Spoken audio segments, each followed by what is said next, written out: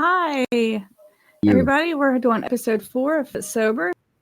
We have with us today Doug and Jessica Conrad. They have an amazing love story. They have withstand active addiction together and made it through into their recovery. And I'm sorry, guys. We are running late today. I had some technical difficulties. They had some technical difficulties, but we got it figured out. Finally, so I'm a little bit nervous. But I am so excited to tell this story. I actually spoke with them for the first time yesterday, and we had amazing conversation. We went on for almost 45 minutes, and they are truly amazing people. They have turned their life around. They both come from a life from a very young age of drug use and just a history of addiction in their family, and they have changed the cycle. So we're going to hear from them a little bit and hear their story and the amazing things they're doing today. Hi. Can you guys hear me? Yes. Okay. All right. All right. So go ahead. Whoever wants to start, if you guys want to tell a little bit about your story, and then we'll take some comments and stuff. If anybody, I don't know if anybody is watching, but I started out pretty young. I kind of I grew up around alcoholics and addicts my entire life. I started off probably around 12 using pretty much every day. And, of course, it started with weed and drinking, and then it just throughout the years progressed to harder things that, you swear you would never try. And but as it progressed, it become a lifestyle for me. Like I always felt like I didn't belong. I was always made to feel less than. And once I started getting into drugs, I found where I fit in. And then it seems like once I started trafficking in drugs, I found a place where I belonged, where people acted like they needed me and acted like they wanted me. So I carried that with me for about 30 years. I'm 2 trafficking cases in, persistent felon offender, several felony possessions, a couple of gun cases. It's just been an ongoing thing. I've been sentenced to over 20 years to the state of Kentucky. But thank goodness the state of Kentucky, you don't do all your time. So I think the longest bid I ever did was 3.5 on a 12-year trafficking case that I caught out of Moorhead. That's still a long time. Yeah. It's enough to see things change. And, I swore up and down I wasn't going to do it when I got out. And I think I was high the same night I got out. And then, I went through the probation and parole most of my life, and I would convince them I wasn't an addict. I'd convince substance use counselors I wasn't an addict. Like if I failed a drug test, I could convince them that I just had a relapse. And just a master manipulator, that's what we are. It was a lot easier to do back then too. Yeah. It gets exhausting keeping up with all of our lies, don't it? Amen. Yeah. Man, it really does. That's what my life was one big lie. And honestly, it was so much that I'd begin lying to myself and believing my own lies. There was a thin line between what was real and what wasn't. Absolutely. I know when I got clean, I had to reinvent my entire reality. Like I had to figure out what lies I told myself were true, or, what was lies. Like I had to completely figure out who I was as a person, learn what people were supposed to do, and like what is real, because what has been not only what I made myself believe, but what was instilled in me at a young age, was not right. Like I know we talked a little bit yesterday. I told you guys that like I was probably 13 or 14 years old before I knew that like everybody's parents didn't do drugs, that was not like normal. And that, we went to my friend's house and their parents would like cook dinner and take us out and pay attention to us. And it was completely different from what I had known my whole life. Yeah.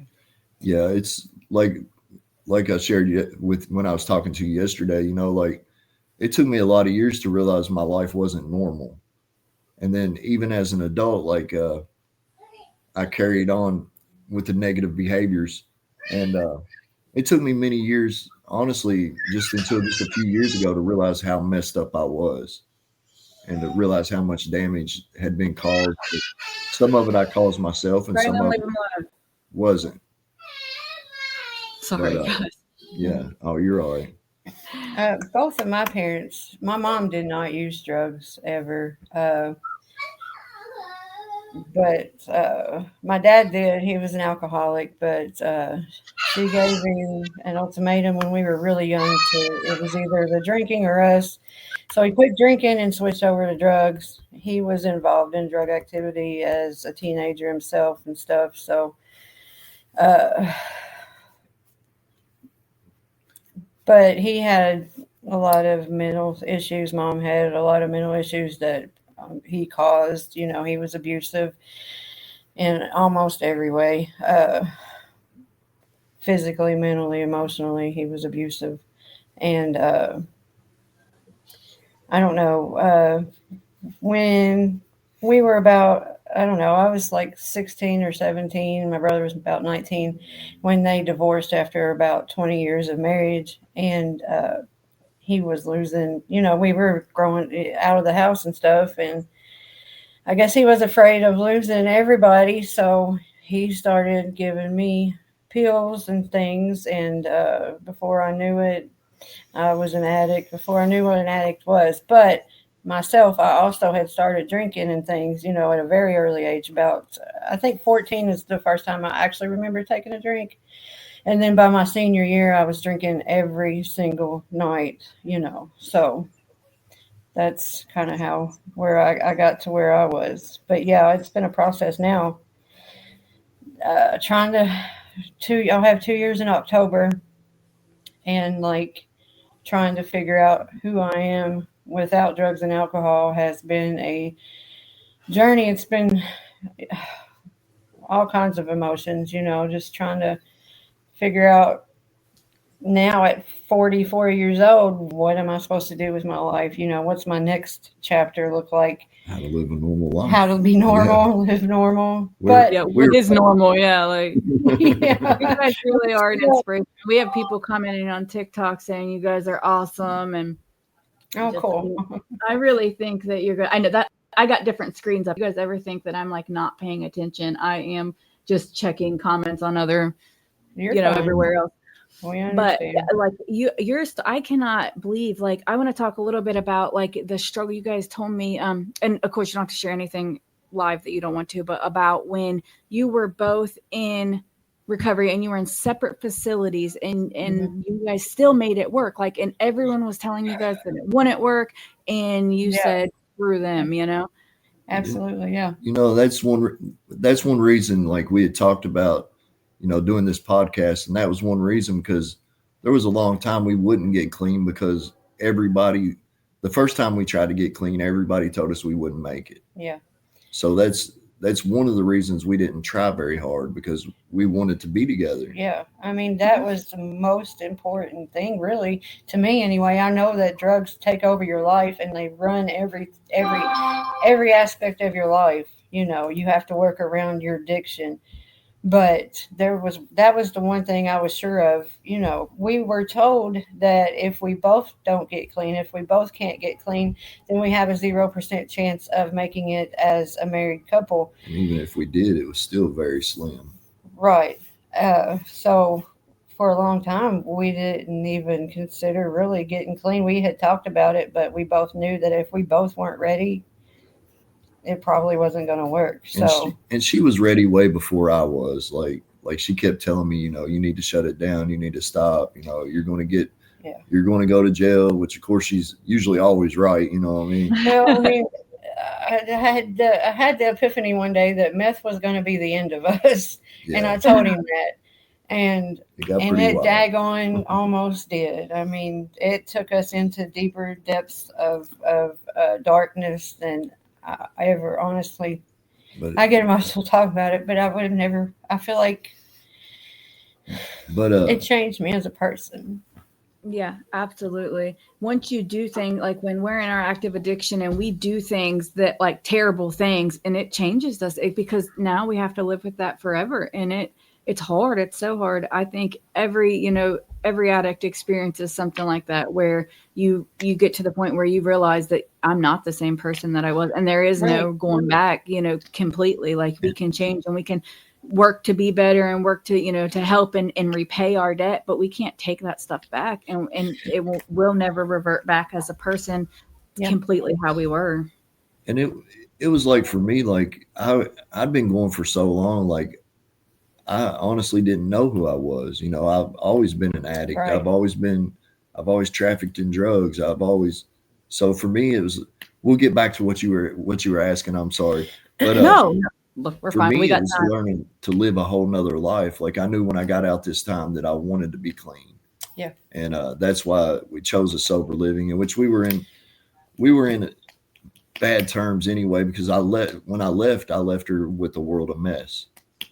And I left her with 2 kids with no way to feed them when she was working at the time when I went in. Yeah, we were getting kicked out of our apartment, our 1-room apartment with no kitchen, a shared bathroom that we rented off of a cop, and I'm trafficking drugs out of it. And, God, how was that when he came to collect his rent every month? Nervous? Well, he wasn't. It was interesting. Yeah, like I'd paid him with rubber banded up ones, and he'd tell me about traffic and to cut it out, and I'd be like, "Oh, it ain't my traffic." And just dumb stuff, just all the. So I just want to say real quick, guys, we have comments. Everyone is saying they love you. I don't know if you know David McCartney, but he says he's been through the bad and the good with you guys. He's watching. Yeah, he sure has. He's followed me. He's followed me now for probably 25 years. He's good people. He's recently in recovery too. Sorry to put you on the blast, David. It's all right. But we welcome everybody here. We want everybody here. I don't care if you're 1 minute in recovery. You're welcome here. But when I got out, I went to the sober living, and she I was working at SRG, which is a factory, and it was 612s. Yeah. And like I never got to see the kids. I never got to see. We seen each other as much as we could. Every day. He was in the sober living, and we weren't allowed to live there. They don't have, like, I guess family sober livings is starting to be a thing, but it would have been amazing back then as well. And me and the boys were in a shelter, but we came over every single day and spent just as much time as possible with Doug, because we're a family. You know what I mean? Yeah. Like, we cannot be away from each other. We just like I've done time ever since in my adult life. I've done time here and there, and I'd get out and be out for a little while. I've basically been on parole since '99 up until recently, and this by far was the hardest time I'd ever done, having a wife and kids out there. And I was bitter. She was mad. Bitter ain't the word. She was mad. I wasn't. For the first time in our marriage, I was starting to ponder whether or not we would still be together. But that being said, I've always said since day one that I was going to be married to Doug Conrad for the rest of my life. I've always seen him. She was a little stalkerish. For the person. I used to get so mad at the rest of the world because they didn't see the Doug Conrad that I saw. I knew who he was on the inside, and who he is today. He's finally able to show. She's always seen a version of me that I could never see, and I knew his heart. Like, and there come a time in my life before I went to jail that I didn't want to live anymore, to be honest with you. Yeah, same. Yeah, I don't know if we could talk about stuff like that on here. We can talk about whatever you want. Look, if anybody watching at Facebook or TikTok or anybody shuts us down, we are always on the Podbean app, Apple Podcasts, Boom Play, Player FM, and Listen Notes. Check us out over there. I am starting, not to cut you guys off and steal the spotlight, but on next Friday, I'm starting a series on Friday evenings, just on the podcast platforms where we can be explicitly, because Facebook and TikTok, they may shut us down. I don't know, but I'm streaming to, like, I have www.feralbutsober.podbean.com and www.feralbutsober@onestream.live. So we got it covered. If someone shuts us down, we're somewhere else. Like, I want us to be able to talk about whatever we want. Hey, everybody watching, people are saying, hey, we got this. They believe in us.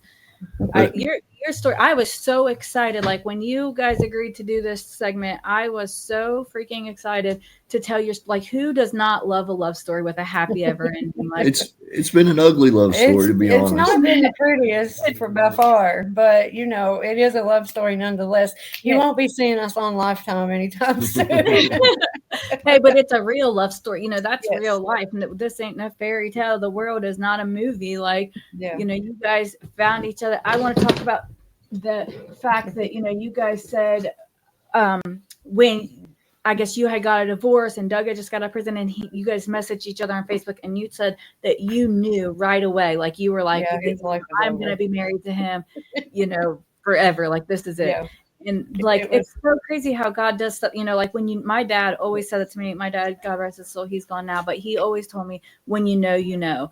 And I believe that fully, because like I said, I met my husband in June.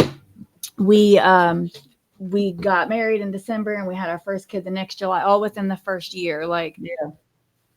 so like, sometimes it was kind of like that for us. Like once we got together, we were together. Yeah. And we separated for a little while because of my insecurities. Like I never grew up knowing how to love someone. There was no affection in my life. We were never separate, but and that's something that I struggled with, and I still do to this day.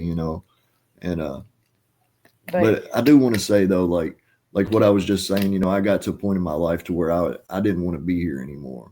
I felt like I was more of a burden on everybody and that's because I was so far gone and I couldn't quit, or I wouldn't quit, I'll say.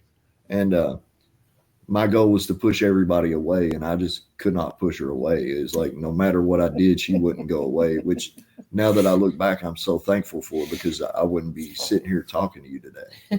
Hey, you know what they say about the crazy women? They say they're the best to keep around.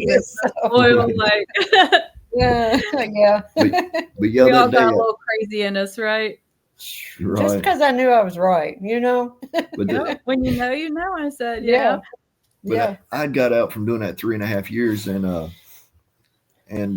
when I got out, like, it's lonely when you go in that long and you come out, especially when you just been doing drugs your whole life. Like everybody forgets you, everybody leaves you, and I seen her light up on Messenger or Facebook or something, and I sent her a message, and I was like, "Hey, won't you and your husband come pick me up? Let's go do something." And she was like, "Oh, well, we got a divorce." Yeah, because it used to be. But I'll still come get you. I was like, "All right." She said, "I'm coming, and I'm never leaving." Like, no, yeah, find you. no matter how hard you try. 14 years ago. Yeah. Like we've done a lot of growing just in the past. Oh Lord, yeah. I mean, honestly, since we started going to church and we built relationships with God, because all this is because of God. Like, a couple years ago, you'd have never heard me say that. No. Like, I'd have laughed in your face if you told me I'm where I'm at today. Yeah, absolutely. I was gonna say, you guys told me that you guys attend a recovery church, and I had never heard of that. And that's crazy. That's amazing. Like crazy amazing to me that you guys have such a dedicated group of people that commit their lives both to God and recovery. And shout out to our Apostle Paula Wilson and Redeemed Outreach and Recovery on 309 Wood Street, Maysville, Kentucky, because I'm telling you what, we went in to that church, and it's a spirit-filled church, and they do nothing but just lift you up and champion you, build you up, that she's discipling all of us. She's teaching us so much, so we can go out and help other people, bring other people to salvation, because where we're at right now is all God, and 100%. I've got to say, like, I know we talked about it, but there was a whole lot of my family that I had to step away from. Yeah. And Redeemed Outreach stepped in when, like, I think we discussed it yesterday, like we were clean, but we were getting nowhere. We were right. We still weren't really feeling all that better. Sick. We were stagnant. Yeah, we were still our spirit. Redeemed Outreach stepped in and filled that void that was missing in our life. Showed us how to get a better connection with God. And since that's happened, it's like we've been on a rocket ship, and we're still soaring, because just all the blessings that come in and all the things that we get to do to help with our community and our church events, like outreaches and things. It's just my whole life is helping people from daylight to dark, every day, all day. Like I've got things to do the rest of the day. I've got things to do tomorrow. And this is what we prayed for. So sometimes you got to watch. Idle hands for you, huh? No idle hands for you guys, huh? Oh No, no. no, because honestly, that's a good point. I mean, they say, what do they say? Idle hands are the devil's playground. Yeah, So I mean, when you're sitting around bored and stuff, it's a dangerous place to be. So absolutely. you, in order to keep what you have, you got to give it back. So Yeah. And you got to that's, work. yeah, yeah, And I've got to say, even through all these years of addiction, because we had what 10 years of addiction together. together, But yeah, between all that, I helped raise my stepchildren, who are amazing. They're not kids anymore, but but they're amazing.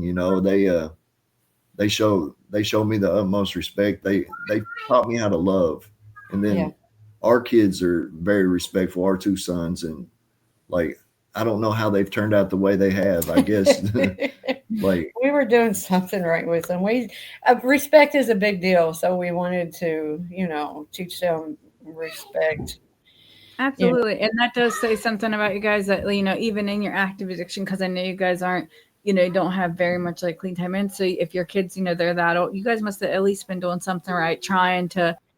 and I mean, we don't just love don't them. get us wrong. Like I was that dad. Like I there's no shame in my life today because I don't have to lie about anything. But I was that dad that would throw my kids in the back of the car and we'd go deliver dope.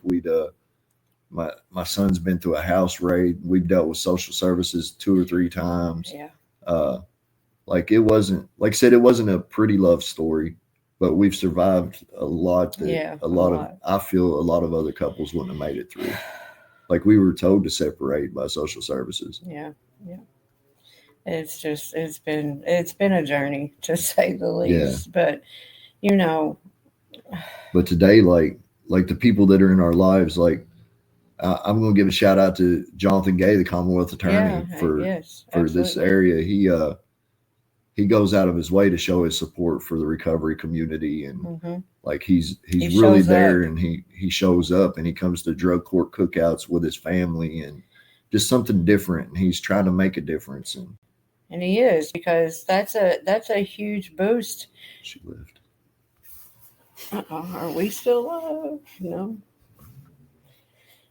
Oh, we must have got kicked off or something. Where's my vape? Gosh,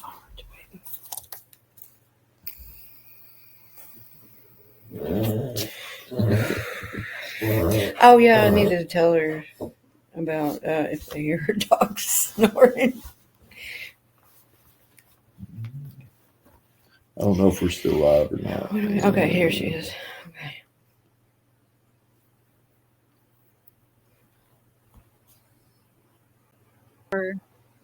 I don't know what happened. You froze, but I was talking about you guys. I know you guys have two best friends that are also in recovery that you guys are also in active addiction with, and Yes. I think it's amazing. And I don't know if they want to say their names. So I didn't say anything, Yeah, they but Oh, don't I care. will put him on blast. Mr. David Tribble last And his yeah, wife, and his wife Anna Tribble. Anna Hardyman Pribble. Yes. They are they they're the reason that we're in church. They invited us to the church one time and we never quit going. And Yeah.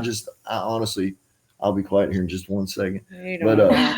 I honestly I seen how much joy they had in their life. Like we were clean, but there was no joy. Like I would go to work, come home and go straight to Yeah. bed and sleep because it was depression, I guess. And Yeah. Yeah. but if I didn't see the joy that they had in their lives and like we all go way back, like Mhm. and Yeah. I mean, way back. yeah, you want to explain that, man? It's kind of everybody else thinks it's weird but us. But okay, so I've known Doug since we've known each other since middle school. I've known Anna since like 94 or 5, and we were best friends through high school. And then I got married to my first husband, had kids, and Doug and Anna ended up dating for like 5 years. Something like Yeah, 5, 6. wow. I don't know. It's a blur. We were all in active addiction together. When I met David in active addiction through Doug, and But I just don't know. Me and Anna are always going to be best friends no matter what. It's not. yeah, It's not weird. We're secure in and our relationships and absolutely. our faith in God. they're our best friends, and Yeah. it's like I I feel blessed to have someone in my life that we shared a lot of things together through life. Yeah. you know, and to still have that person in my life that I could speak to. And like I joke around all the time and I'm like, I thought after 20 years you wouldn't be able to tell me what to do anymore. But Yeah. she'll still put me in She my tells place. us both what to do. Honestly, her and Doug came to the hospital when I had my first child, Katie. They came to the Yeah. hospital to see us, you know. So I mean, it doesn't just And because there's you're exes and things like that. It doesn't have to be weird and or there hostile or No, anything, you know. and there's so many of our friends today that are in recovery. Like they tell you to change your person, places, and things. I changed first. I changed my places and or people, and but something kept calling me back home. And I think it's all the years of being out there in the madness. And I wanted to show people that there's another life out there that is possible because I didn't know myself. No, I didn't feel like I deserved it. You know, yeah, all the things I've done out yeah, there, all the all the substances I put on the streets and all the, you know, and it's just too but anyway, I'm sorry. you're fine. But I no. wanted to come back home. So I worked recovery for a year and a half Mm-hmm. and I got my peer support. That was like my main goal when I got out. And they tell you to set goals and I had somebody else, he worked Jamie Whaley, I'm gonna put him on Yeah, blast too. these good But people too. he said set you some goals and I seen him, I don't know, a couple months later, and he was like, "Have you reached those goals?" And I'm like, "Man, I've exceeded those goals. Yeah, Like, beyond. I don't even know what to expect anymore. God just keeps blessing us and Yeah. blessing us." Yeah, you know, and we're not special. What he can do for us, he can do for anybody Yes, else. You Absolutely. just, yeah, you just have to get, you know, a lot of people say, oh, I don't like religion and stuff. We're not religious, I but didn't you either. need to have that spiritual connection. That's why it's in all the steps, you know. Like I That's, said, what 4 years ago, my son asked me what the building with the big T on it was, yeah, I mean, they didn't. and it They, took me 2 or 3 days to realize he was talking about a church. And so, now we're leadership in our yeah, church, or yeah. in leadership in our church, and Hmm. our kids come to church, and Well, yeah, yeah, when they're home.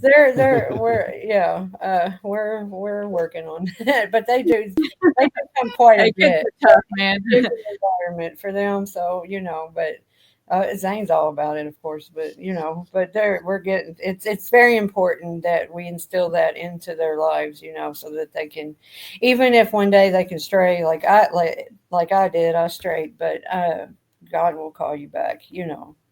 So Absolutely. God knows what he's doing, guys. Like yeah, God, amen.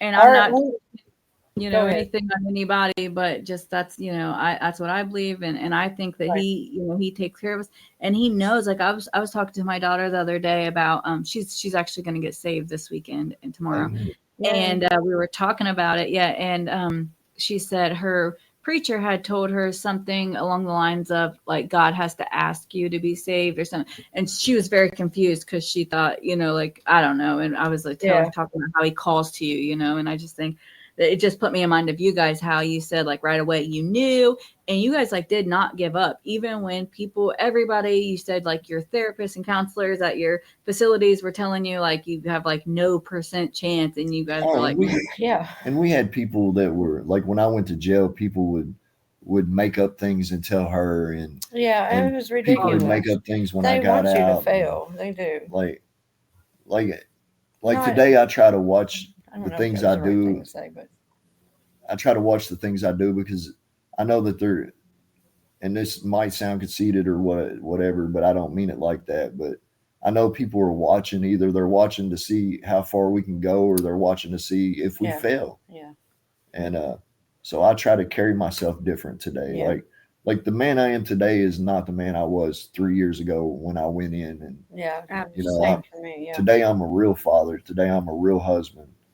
Today I'm a productive member of my. You know, three community. years ago they told me I was a danger to my community, Yeah, and then today, like I work with the homeless today. You know, which is a Hey, blessing. I'll say it. You are being like, you don't want to give yourself the credit you deserve today. You guys are leaders. You are examples. You guys are inspiration to I, others. I'm trying I to And be. told I told Jess a couple, 3 or 4 months ago that I wasn't going to quit until I made a difference. Yeah, And and you I already know have. it's like I don't want people to feel like I'm out here bragging or because No, it's it's all all God. God. you know, Absolutely. and I Brag just though. want Give people to yourself the credit. You guys deserve it. I just You want guys people are to really realize that there is something possible, and if I could do it, especially all these people, like David will tell you, he knows where I come from, Yeah. and Both Davids. yeah, and most of the people that joined your group that are my friends have been there with me and seen me at my lowest. And me too, you know. But like, You held it together a little better than me. yeah, I was a little wild, but like nobody ever cared. You know, none of my family ever cared that I was out there doing what I was doing. You know, if that was normal to if my them family too. members were gaining from me out there trafficking dope, then it's like a lot of them didn't want to see me get clean. And then I had one tell me here recently, a cousin told me that he was mad at me for leaving them behind. And it's like, man, you could be right here with me. Yeah, And I can understand absolutely. it because I did targeting. Like he had a little bit of money, and I knew he had an addictive personality, and I stewed on it for quite a while, and I called, and it just reminded me that some amends are real close that you kind of look over, Yeah.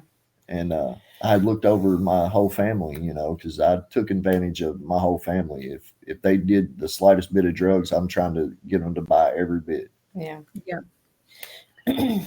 Absolutely. I think we all did that, or I did. I know like people, I had a good friend and I won't use her name, but she did just a little bit of pills and stuff. But I got on the heroin and she, I knew, her, like she had a nice car and she could drive because Yeah. I lived, up in like southeastern Ohio. We was about 45 minutes from the city, which is where I had to go. So like I always had to have a ride and you always want a nice car so that but yeah, I did the same thing. I targeted her and I Yeah. Yeah. fed it to her, and then got her hooked. And I mean, and that's, And yeah, Part of it's it. It is. everything I did, like I would try to make people feel like I was their friend and I was doing it for them. But to be completely honest, everything I did had an underlining. eh, There was something in it An for me, or ulterior I wouldn't have motive. been doing it. Yeah. Whether it was giving somebody something while they were sick, so that I knew they would come see me on payday, or just whatever, He was very good at slinging dope. I mean, he really was. Uh, that was my career. Like I made a job out of it. I guess you could call it. I guess they told me I was a career criminal at one time, Yeah. and but yeah, But thank God that he says in Jeremiah 29:11, for I know the plans I have for you, plans to prosper you, not to harm you, plans to give you hope and a future. And that's exactly what he's done. And like I said, he's no respecter of persons. He can, if whatever he's done for us, he can do for anybody else out there, you and know? right. anybody could reach out to us too. Reach out to us through your group, or I mean, I Ab- don't care to put my number out Yeah, on absolutely. social media. If anybody needs help, I can get you. You I have can get you into nothing to be treatment ashamed of. facilities. I'm the plug on treatment now. Yeah. Very true. Absolutely. And that's Very, what I want this group to be about. I want us to be able to come here and share our honest thoughts, feelings. If we're struggling, put it out there in the group. Somebody will see it. I know somebody, I don't want to throw her under the bus, had posted a comment in our welcome message earlier where she was struggling a little bit. And I directed her to some, because I am not certified, yet or whatever. So I directed her to somebody that could help. I yeah. mean, and that's what reach out. Doug, Jessica, Deborah Bloomfield, any of them people are amazing. Just, they will help you. If anybody, I don't want anybody to struggle. I want that to be what this is, to come here to find resources and to find Yes. community. And, because that's what we need. Ultimately, I feel that's where I was struggling. I've been clean for quite some time and I was struggling mentally. I was depressed, and I And have a beautiful Yeah. family. We own our home. Like I have nothing to be depressed about, but I just was, because I felt like I and was nothing or something. Yeah. I don't know. So like I'd like I to. want people to know that you're not nothing. Your experiences are valid. Yeah. Like Yeah, Yes, you are worth it, 100%. And most of us never thought we were worth it, but that is another big thing that I want people to know that yes, even you are worth it. You deserve it. You deserve a shot at happiness. There is a happier life out there waiting for you. I mean, and I'd like to mention too that one thing that's not mentioned when you go to these AA, NA meetings and you're in recovery is it's lonely. At first, it is lonely. In a room full of people, you are lonely. And but I'd like to say, you've just got to keep pushing forward because every day it gets a little better.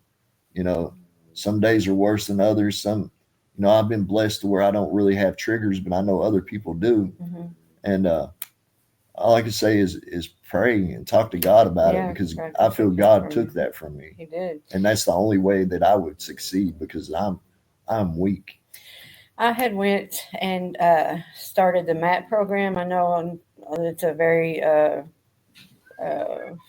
crazy subject. Everybody's got their own opinion of it, but whatever it takes. It's whatever it takes for you sure. personally to get clean and stay clean. As long as you're not out there sticking a needle in your arm, overdosing and stuff like that. You do what it takes for you, and don't worry about what anybody else says. Because it's not their recovery, it's your recovery. And I was trying to come off of the Suboxone that I was prescribed, and God bless, that's one of the hardest things a person can do is quit cold turkey. And I was just in a very, very dark place at that point in time, and I was in bed 24/7, with all the symptoms, and and yeah, and it was the most miserable thing ever. But when I was in bed and I could just feel the darkness surrounding me. I could literally feel it, and if I died, I didn't care, which I hadn't cared, I wouldn't have been mad about it for a lot of years, as a lot of us do.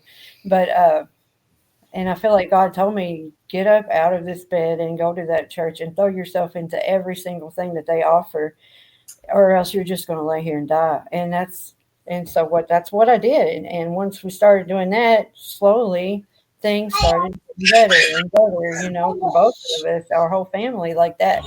I always had that emptiness in my chest. It felt, it was so, I had such a void in my heart, in my chest, that for most of my life, it physically hurts. It would physically hurt. You can have actual physical symptoms from depression and things, and, I got baptized at 9 years old. My brother was 11 when he got saved. And I remember by my 10th birthday, sitting around the table, everybody was singing happy birthday to me, and I was sitting there wishing I was dead. I went from feeling so great. And so because I just got baptized, the feeling that came over me was just amazing. But then my very next birthday, I was suffering from depression so bad that at 10 years old, I was wishing I was dead.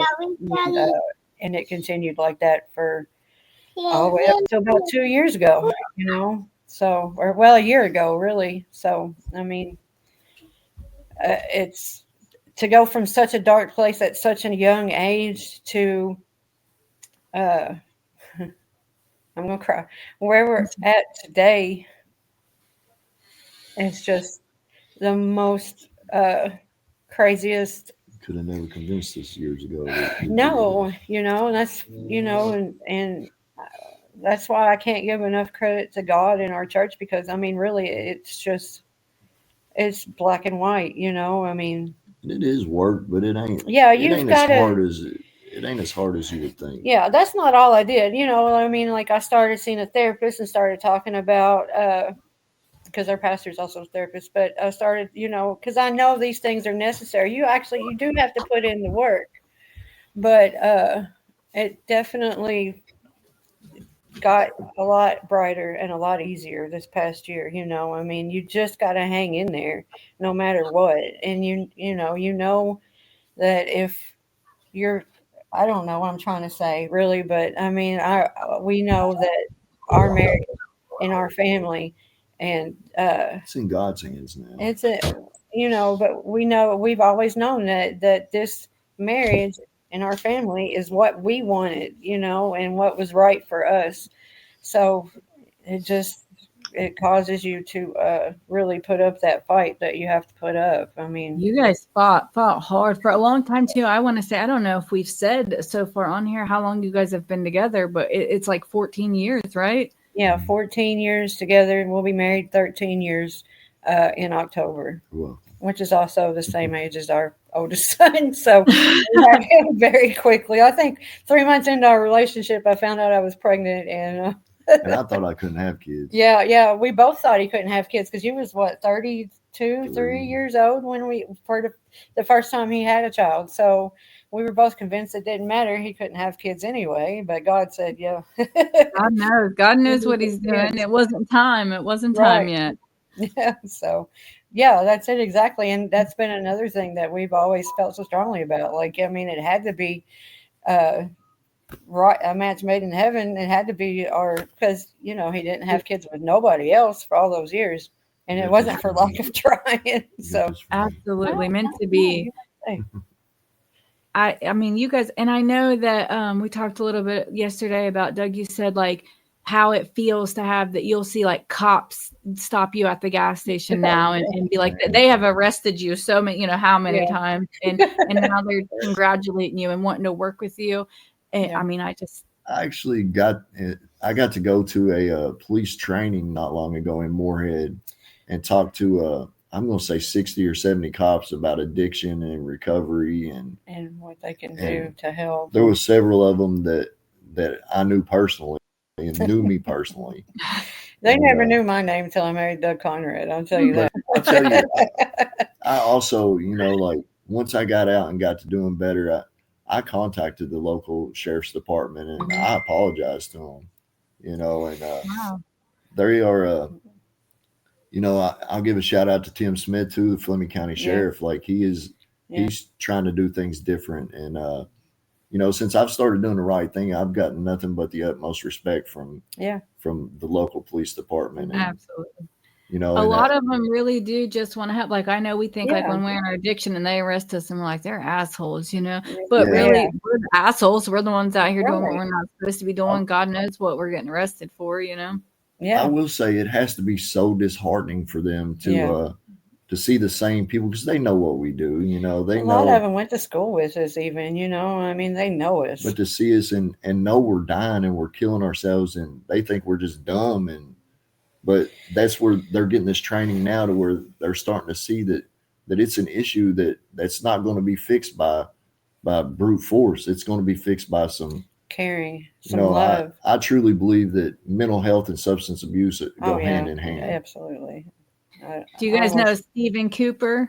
Yeah, that's my brother. So proud of you guys. He's watching. He says you guys keep him fighting. See, you guys are such an inspiration. I am so happy to have you guys in my group. I'm so happy to have you guys on my show. Like in the recovery community in general, I just want to say that last week, or maybe it was the week before, we put out a post about joining the group, and it is now over 300 people. It had 30 something people in it when we put that out less than 2 weeks ago.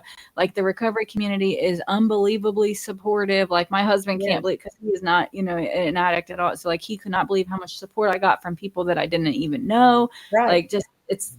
You guys, but you guys are real, and just in your love story. I don't know. Maybe I'm just a softie, but I'm so giddy over it. Like I can't believe that you guys made it through everything. And we talked yesterday about some real struggles that you guys faced, and here you guys are together. Like, yeah, I mean, definitely,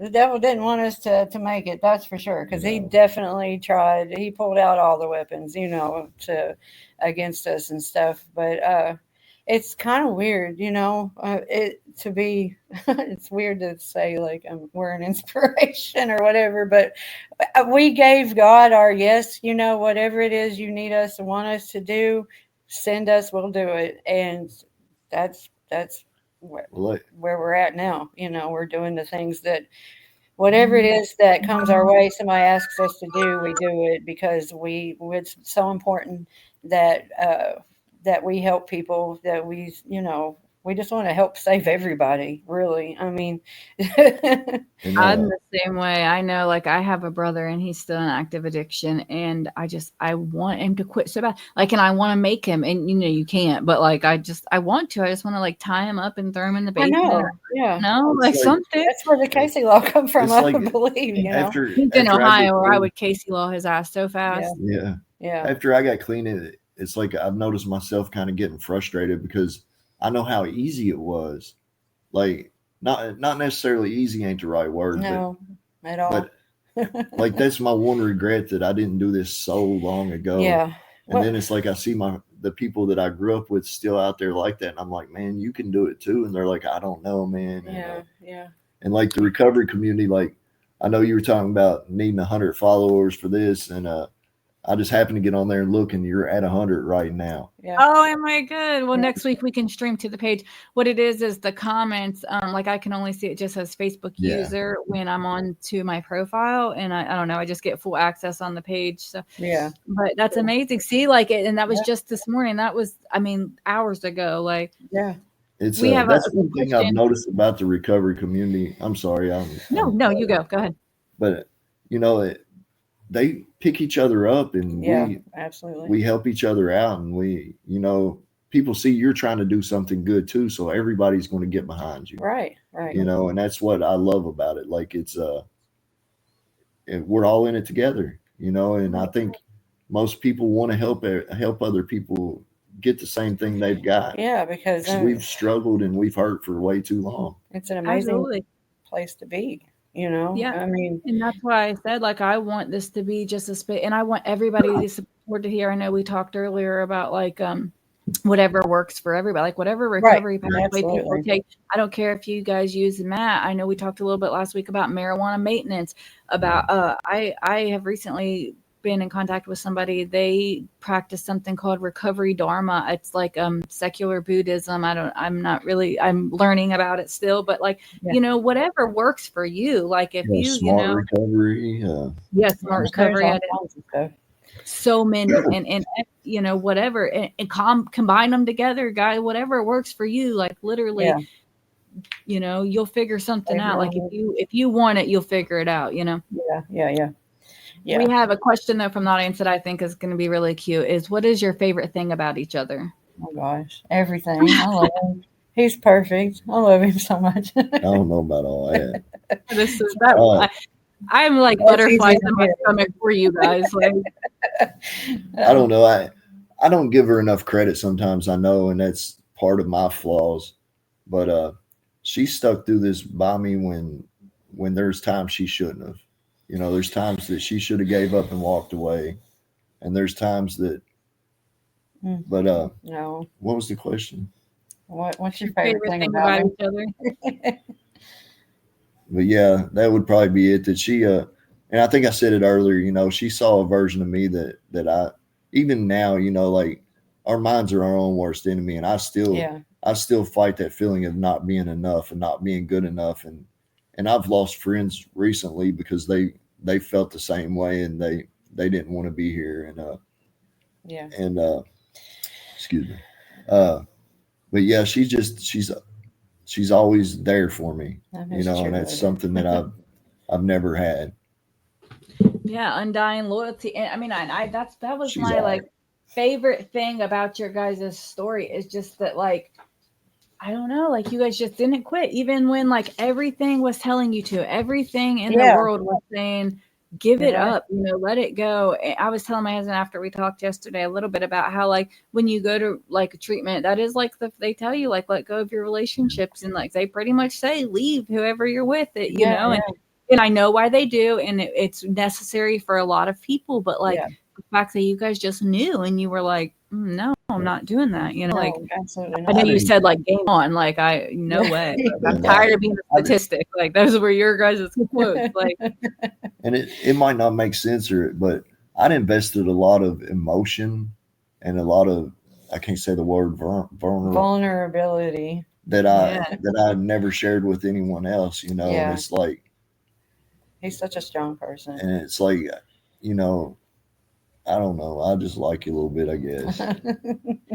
I know you said like you've been sharing your testimony at other places, and just really like I just am inspired by the way that you guys are just really, really like going beyond your own recovery and your own self-maintenance and really trying to help people. I know we talked about, like you said, you work with the homeless, and that's like as deep in as you can get. Like you know, you can't go any deeper as far as help the people that need it. And that's just amazing. And it's amazing that you guys strive for that. Like it's not required. It's not court ordered. It's not, something somebody's making you do. It's something that you want to do, that you get to do. You said, like, Yeah, that's Yeah. absolutely. amazing. Yeah, and it's not, anybody, even if you don't suffer from addiction, depression, and things are Right. such big hurdles. You've got to just reach out and get help. It's hard, I know, to go and talk to a therapist or anybody. That was one of the very hardest things I've ever had to do. Doug was always real good about, let's talk about our problems, stuff like that, but not me. I can't. I Neither. close up Yep. and close off. But it is such a freeing thing to do, to be able to go and talk to a professional that can help guide you, and let you know that you are not crazy. You're not alone. This happens to so many other people out there. You've definitely, your mental health matters absolutely 100%. You get yourself right, and no matter what it takes, you know. Absolutely. Yeah. You got to do you. You have to worry about you. That's another reason I think you guys are so incredible, because I said I had a hard enough time pulling my own self out of addiction. Like, there is no way I could have brought somebody with, I had my oldest daughter at the very end, Yeah. and that was hard Yeah. enough to, I don't know. I feel It, like it's been helpful. yeah, He's been my peer support this whole time. it's definitely helped to to have somebody to lean on through it all. And Talk to you. where we're like, she's gonna love that I say this. Oh gosh, Earmuffs. you can't. but but it's like we know each other so well. It's like sometimes we don't even have to say words. We know what each Yeah, other's absolutely. thinking. Yeah, And you can guarantee if one's thinking it, the other one is if too. I'm feeling a certain kind of way, she knows it, and the same with me. Yeah. So it's been helpful in that way. Right. Yeah. Yeah. Uh, I'm gonna have to go for it. it also makes it hard, like you said too, though, because like you got to give each other grace, to because his path and my path, though they are a lot alike, there's still a lot of difference. He's been able to learn things, that I'm still learning. I learn a lot from watching him, And and it's easy to get aggravated with each other because you're not in the same place exactly that they are. it's a Right, and lot. that's what I think would be so hard, is because we're never going to be in the same place, but somehow you Right. guys make it work. And I am so inspired by that. And But it's Steven like says that you guys go above and beyond no matter how you're feeling, that you always want to help others. And that's Love you like, that's too. that's why I was so excited to have you guys on here. And the more that we talked yesterday, like, the more excited I got. When we hung up the phone, I called my husband on the way home, and I was just like so giddy about your guys' testimony, about your story. Your journey is amazing. And Thank I mean, you. and I've had a pretty crazy journey, and you guys just are killing it, Yeah. thriving. I don't even know how. We're just out here doing what, if you know what I mean? Like the next thing, the next right thing, and whatever it's we feel just led to do. being unselfish is something new for me, and I try to be as unselfish as I can. Like our big thing that we've been talking about at work is self care and doing things for yourself, and it's like I have a hard time with that right now because I feel guilty if I do something for myself, and I And know that's I not can feel right. over that. Yeah. But another thing with us being in recovery together, it's like if I decided I want to go out here and get high today, like I know she's going to know. I Yeah. might be able to hide it Right. from the rest of the world, but she's going to wonder where I've been and what I've been doing. And I have to be able to say, you know what, you go to treatment, and if you don't go to treatment, then you have And to I leave because and today I've Oh, built such a life. yeah, Like that's a big if I deal. relapse, then I'm losing everything that I've built, and I'm not willing to do that today. And I know that if I did tell him he had to leave, like he would go get help and come back. Like he would I never was leave. gonna say, I don't know how personal you guys want to get, but I that actually happened before, right? And I think, With us, no. oh Uh, no, no, when I got out of jail, she was still using. Yeah, I had put an oh, ultimatum on myself that Well, the and day I he did, gets out, that I was going to quit because I just and I oh, did, continued yeah, on like yes, what, like and nothing I ever did happened. tell you like if you weren't willing to quit, Yeah, that I was going to walk away. right. And she Yeah, she so I asked guess you're right. We she did. asked for me to give her a chance to get clean, and she went from that day forward, and Yeah, never. She's Started cold Matt turkey, you cocaine. said, right? Or you went to the mat and then you went cold turkey off mat? Yes. Yeah. I know Suboxone and methadone and stuff are the hardest detox I've ever went through. Yeah. Right. And to be completely It's a honest, good like starting point, but I feel like me personally, I could, in order to grow as a person more and to get to the happiness that I wanted for myself and us, I had to get off the Suboxone as well. and it's like every time we ask them to wean you down, they would try to up her and was, say she wasn't ready. And that's being completely it was honest. still holding me back. So absolutely. We know what works for us. Like once you get in recovery and you get clean, you know what you can do. Like, even situations you can put yourself in. Like, don't test yourself, man. If you are uncomfortable in the least bit, don't put yourself in that situation. Like, right. Doug has to go use the bathroom. Sorry. It's okay. We're almost finished. I was just gonna say, thank you guys so much for being here today. I really I know I'm super excited about your story. You guys are just amazing, inspiring all around. And we're willing to do this again anytime. Oh yeah, absolutely. That's what I was going to say. You're welcome back anytime. I'm thrilled to have you. Anything that's ever, on your heart to share. I know, Doug, you are your job. You're working on a big project that we really can't talk about a lot, but I'm really excited just to know about it. So hopefully soon we can share some about that. And I will say, we don't know you that well, but I'm very proud of what you're trying to do right here. It's a good thing. It means a lot. Yeah. And it's I'm grateful for your help, and I hope that we can get to know each other. But I'm really hoping to make it to Moorhead on the 13th, and hopefully we can get to know each other then. Everybody come see us on the 13th at what's it called? Hope and Hustle. Yeah, Hope and Hustle. Yeah. Hope and Hustle. Yeah. And that's where in the Pathways parking lot in Moorhead. Pathways parking lot. Yeah. Yeah. Absolutely. And for everybody watching, please join our Facebook group, follow our Facebook page. I'm on other social media. Those profiles are still being worked on. It's a lot. I'm doing it all by myself, but please check us out. You're doing great. Yeah. All right, guys, everybody. Thank you. Thank you guys again. Love each other. I really feel it's my time. Think it's my year. Yeah. I really feel it's my time. Think it's my year. Yeah. I really feel it's my time, think it's my year, yeah. I really feel it's my time, think it's my year, yeah. I really feel it's my time, think it's my been ready. Used to hold myself back, my self-esteem been better. Gotta keep on chugging, ran through everything in front of me. Might smoke bed heavy, got a whole agenda. Can't aspire to get ahead. Think go good? Yeah.